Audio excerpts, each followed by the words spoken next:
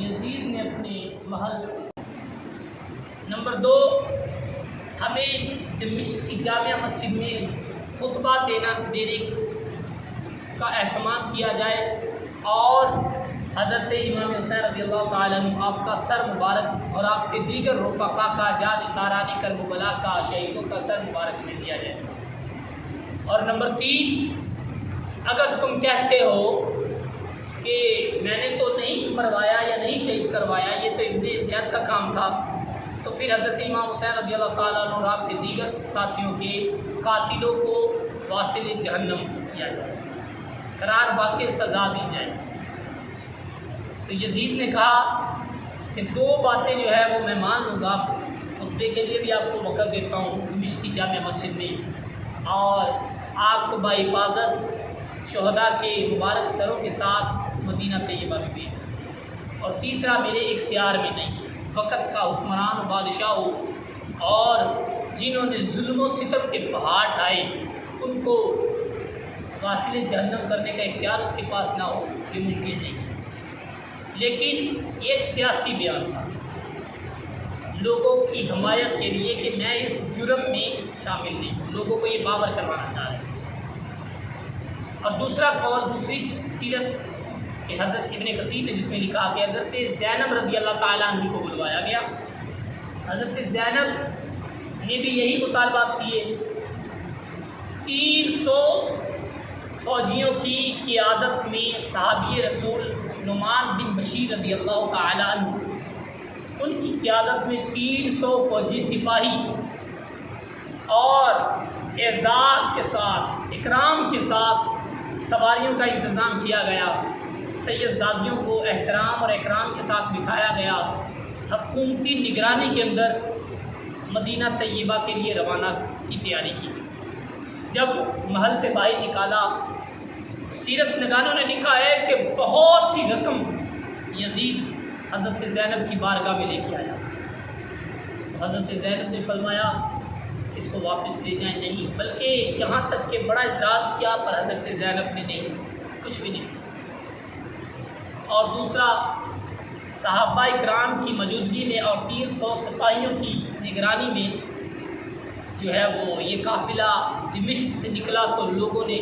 بڑا احترام کیا، عزت کی، لوگ روئے بھی، لوگوں نے بڑا آہو سسکیوں کے ساتھ اس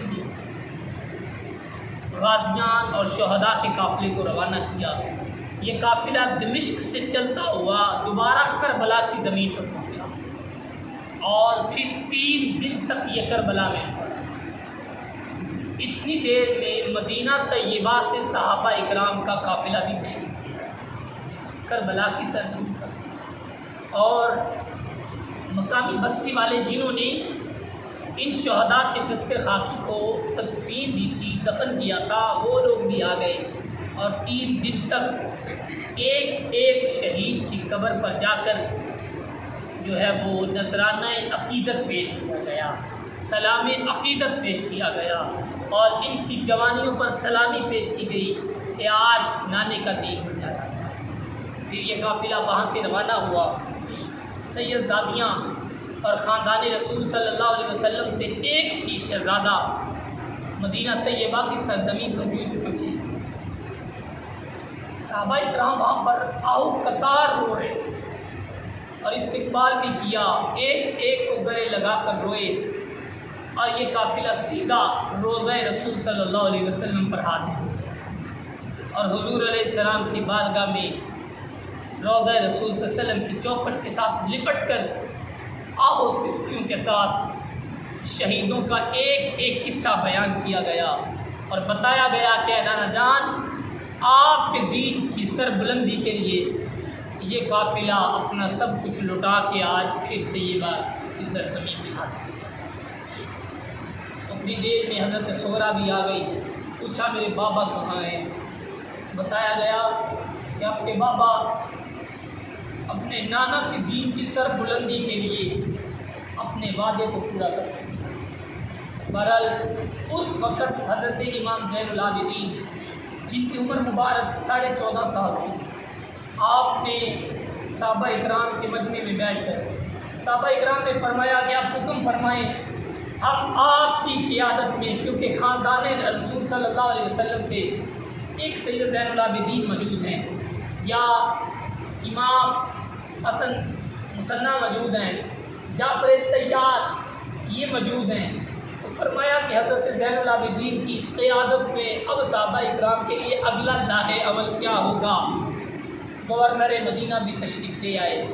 اور اس وقت حضرت امام زین العابدین نے فرمایا کہ بس میں نے اپنے بابا کو پانی کی طلب کے لیے تڑپتے دیکھا ہے، میں نے ایک ایک غازی اور ایک ایک شہید کو شہید ہو کے اپنی آنکھوں سے دیکھا ہے۔ آپ نے فرمایا کہ میری ایک ہی درخواست ہے کہ آج کے بعد ہمیں کسی بھی انتظامی اور سیاسی امور میں شامل نہ کیا جائے،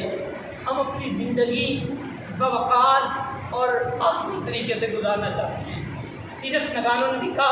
کہ حضرت زین العابدین آپ نے مدینہ طیبہ کے چوکھٹ پر، جو کہ بالکل ایک سائڈ بنتی ہے، وہاں پہ آپ نے اپنے گھر کو آباد کیا، اور تمام معاملات سے بالا تر ہو کر، ہر چیز سے پیچھے ہٹ کر آپ نے اپنی زندگی گزارنا شروع کر، اور اس دوران آپ نے جو اپنی زندگی گزاری آپ کبھی مسکرائے نہیں۔ آپ جب بھی پانی پینے لگتے آپ کو کربلا کے غازی اور شہید نظر آ جاتے۔ یہاں تک یہ معاملہ ہوا۔ اس کے بعد انشاءاللہ اللہ نے چاہا تو اگلے جمعے کہ پھر ان یزیدیوں نے اگلا کام جو کیا، کربلا کے قافلے کو تو لوٹا ہی لوٹا تھا، نواسہ رسول صلی اللہ علیہ وسلم پر ظلم کیا ہی کیا تھا، امبہ رسول صلی اللہ علیہ وسلم کو ذبح کیا ہی کیا تھا، ان کے ساتھ ظلم کی داستان تو رقم کی تھی۔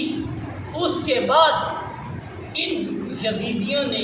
ان بدبخت پلیتوں نے سرزمین مکہ کا جو حال کیا اور سرزمین مدینہ کا جو حال کیا، تاریخ اور سیرت کی کتابوں میں جب پڑھا جائے نا، انسان اندر سے کانپ جاتا ہے۔ سلطنت عثمانیہ والوں سے پوچھا جائے کہ آپ نے اتنی بڑی سلطنت کو کیوں توڑ دیا، تو یہ لوگ کہتے ہیں کہ ہم نے اس لیے چھوڑ دیا تھا کہ ہم مدینے کا تقدس پامال ہونے سے بچایا، ہم مکہ کی حرمت کو پامال ہونے سے ہم نے بچایا کہ یہ سرزمین پاک ہے۔ لیکن میں جب سیرت کی کتابوں میں پڑھ رہا تھا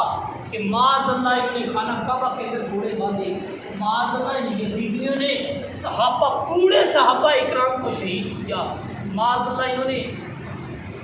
کتنی ایسی صحابیات اور کتنی ایسی وہاں پہ عورتیں تھیں معاذ اللہ جن کے ساتھ انہوں نے ظلم و زیادتی کی۔ انشاءاللہ اللہ نے چاہا تو یہ اگلے جمعے پھر ان کی حکومت کا تختہ کیسے پلٹا اور پھر یزید کیسے اپنے انجام کو پہنچا، یہ سارے انشاءاللہ۔ اب آتے ہیں اپنی اگلی بات کی طرف، کیونکہ آج کے جمعۃ المبارک کے دو عنوان تھے، ایک سیرت امام حسین اور سیرت کرب و بلا جو کہ ہماری چلتی آ رہی ہے، آج تیسرا جمعہ، اور ایک بڑا حساس اور اہم مسئلہ حضور علیہ السلام کے حسن و جمال۔ میرے اعلیٰ حضرت مجدد دین و ملت لکھتے ہیں کہ حسن یوسف کو دیکھا مصر کی عورتوں نے تو عشق یعنی انگلیاں کاٹتی، میرے حضور کا حسن دیکھتی تو گردنوں پہ چھونے چل جاتا ہے۔ حضرت عائشہ فرماتی ہیں کہ نبی پاک صلی اللہ علیہ وآلہ وسلم آپ کا اصل حسن مبارک کسی نے دیکھا ہی نہیں، آپ کا اصل حسن مبارک کسی نے دیکھا ہی نہیں تھا۔ اللہ تبارک و تعالیٰ نے میرے کریم آقا علیہ السلام کو لاجواب بنایا، لاجواب بنایا۔ وہ شعر بھی ہے نا، اعلیٰ حضرت لکھتے ہیں کہ جن کی ایڑیاں چاند سے بھی افضل،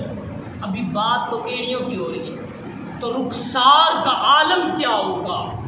اور جن کی ایڑیاں چاند سے اعلیٰ ہیں، روشنی میں دیکھنے میں چاند کی روشنی سے بھی جن کی ایڑیاں نظر آئیں، ان کے رخسار کا عالم کیا ہوگا، ان کے اصل چہرے کا عالم کیا ہوگا جو کسی نے دیکھا ہی نہیں۔ علماء و مشائخ لکھتے ہیں جن کو حضور علیہ السلام کی